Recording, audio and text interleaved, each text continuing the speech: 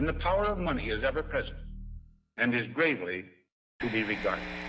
We must also be alert to the equal and opposite danger that public policy could itself become the captive of a scientific, technological elite.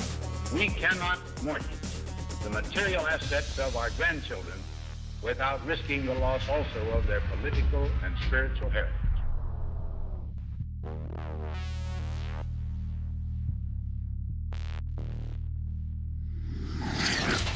Well, I think terrorism is being practiced on the residents of the city of Oakland because many of the retired teachers, retired military people have informed me that they understand what's going on, and it's not anything that relates to humanitarian training whatsoever. This is a psychological, as we in the research community say, this is a psyops. They're preparing people for what is coming, not what is being presented today. So you're saying they're preparing people to accept it with incrementalism? That is correct. Like the old frog example. You know, you put the frog in the water and you just gradually continue to raise the heat on the water until the frog is cooked. And that's the way it works.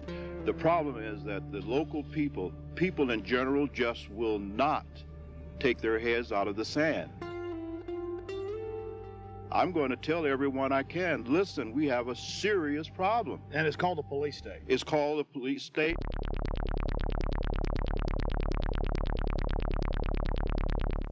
Let's go ahead and get to this. I mean, you want to see, you know, what goes with FEMA camps like a horse and carriage. Troops, militarized police, training with the Army to take over your cities and towns. Let's go ahead and play this YouTube clip, Martial Law is Coming, from News 7 at 11. The scenario was a fake, but the pepper spray and billy clubs used to break up this riot were definitely real. Good evening, I'm Miranda Stevens. Whether it's terrorism, riots, or any major disaster, local agencies will be the first to respond. That's why Roanoke City wants its disaster training to be as real as possible. Jeremy Butterfield has more. It's supposed to look like a riot, and the scene at William Fleming High School had all the elements. I'm one of the rioters that the guard and the police force had to take down and arrest, and did very successfully. In this scenario, everyone has a role to play. The rioters were ready to fight back as Roanoke Police, Roanoke Fire, local National Guard troops, and members of the Virginia Defense Force secured perimeters and moved in to make the arrests. Prior to 9/11, these organizations couldn't communicate and did not work together. They worked to support each other, but not together. And with the recent events of the last 3 to 5 years, we've become very good at working together, which is very important. Of course, these weren't real rioters. The rebels in T-shirts were all members of one of the participating agencies, but you couldn't tell that during the exercise. If you weren't protected by an orange vest signifying you as an observer, you were in danger of being hit by eggs, bottles, billy clubs, or even the occasional well-placed round from a sniper. We try to make this very real, give a real feel to it. We had the fire department provided some live burning out here, so we had smoke, flames, objects being thrown, a lot of chaos. There's going to be a lot of chaos in a civil disturbance situation, and that's what we want to try to incorporate as much as possible. Teamwork plays a major role. Mountain Police had to coordinate with the fire department, while National Guard troops marched in formation toward the rioters. Without cooperation throughout all the agencies, the rioters would have quickly taken control. I think everybody learned a little bit. Mistakes are made, but we'd rather make those mistakes here than in a real situation. This was the 4th year the agencies have participated in this drill, and organizers say the old adage, practice makes perfect, certainly holds true in the face of disaster. And then, see, you talk about this, and mainstream writes articles about me like I'm crazy, making up troops and troop deployments when it's the Army Times, the Army War College. Hundreds of newspapers have announced it, and then I say, hey, that's tyranny, and they go, shut up, Jones, doesn't exist. InfoWars story on illegal Tennessee checkpoint prompts action by governor. Friday, listeners pointed out local news saying the Army was going to be out, regular Army running checkpoints, searching citizens with police. The governor got called. Our listeners called. The Whiteville Police Department had plans to conduct a seatbelt checkpoint on Saturday, April 4th at Highway 64 within the city limits of Whiteville. The checkpoint was planned to be in conjunction with Homeland Security and the 251st Military Police in Bolivar. After learning about this, I contacted Representative Johnny Shaw, who represents that area, ask you about this. Representative Shaw, you looked into this, and can you tell me what you've learned and where this stands now? I can. Actually, this has been canceled. Some calls were made to the governor's office about this on earlier today, this Friday, and of course the governor just simply said, I don't need another headache. It was a bad idea in the first place. I mean, during this climate, in this day and time which we live, can you imagine the Army stopping you for a seatbelt check? You know. We'll follow up with you on that, sir, and find out what steps are taken to protect, to see that something like this the public is notified in the future.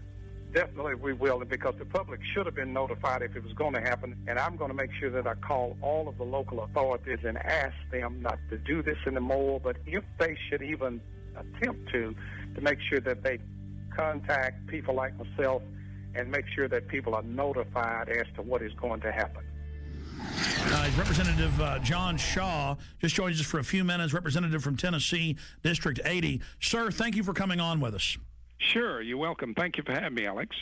You bet. Now, we played the clip earlier of you on a local news station talking about Army checkpoints.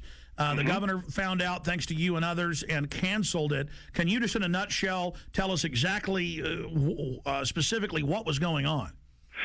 Yes, I can. First of all, I have got to check. Now, I don't have concrete facts, but I don't think the military has, first of all, any jurisdiction to be checking seatbelts. When you look at the fact of a military unit being out, your daughter, my wife, or someone driving through a roadblock with all of these local officials, the Army and everybody out there, I think it's just going to scare people to death. I think our local and state officials have the staff when needed to check seatbelts, to do a seatbelt check without the Army getting involved. And I just don't think it's a good idea. Well, obviously, sir, I don't know if you've heard, but yes, it still violates posse comitatus. They haven't completely removed that 1878 law. We know in Mexico and communist China, they have troops on the streets. This is a sign of a banana republic, of a third world police state. So that we don't want that. But the larger issue here is that they've announced Homeland Security wants to put 20,000 regular Army troops to patrol America. The Naval War College, the Army War College has said their new job will be engaging us, combat with the American people to stop an insurrection against the banks. So, A, are you aware of that? B, can you tell us specifically what units, why the Army was going to be out running checkpoints? Well, I got this news late on Friday, and when I got the news, I immediately jumped on it to try to call some local authorities that I knew first to see what was going on. And when I made the call, I found out at that point in time that the governor had already made the decision to cancel this, and which I was very proud of that. But I am not aware of Homeland Security doing this. I did hear that they would be involved in this roadblock issue on last Friday, but I am not aware of the other part of the question that you asked. Okay, specifically, though, when you talk to the local authorities, whose idea, where did it come from that regular Army is going to be out running checkpoints? I mean, a checkpoint is unconstitutional if you don't have warrants and it's random for the police to do. Now the Army? I mean, again, sir, this is suddenly happening everywhere. This is part of a larger plan. So we as detectives are asking you, any other little tidbits you've got about who was behind this?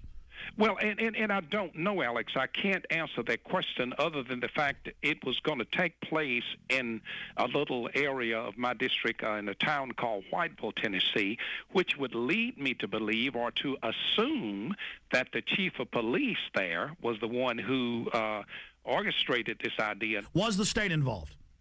Not to my knowledge at all. Okay, so the governor had to say no. So this is what we always see. The Army then probably approached some locals as part of their covert acclimation program. And State Representative Johnny Shaw, we appreciate you speaking out against this. We appreciate the governor saying no to this. Can you, just in closing, speak to why you were concerned about it and against it?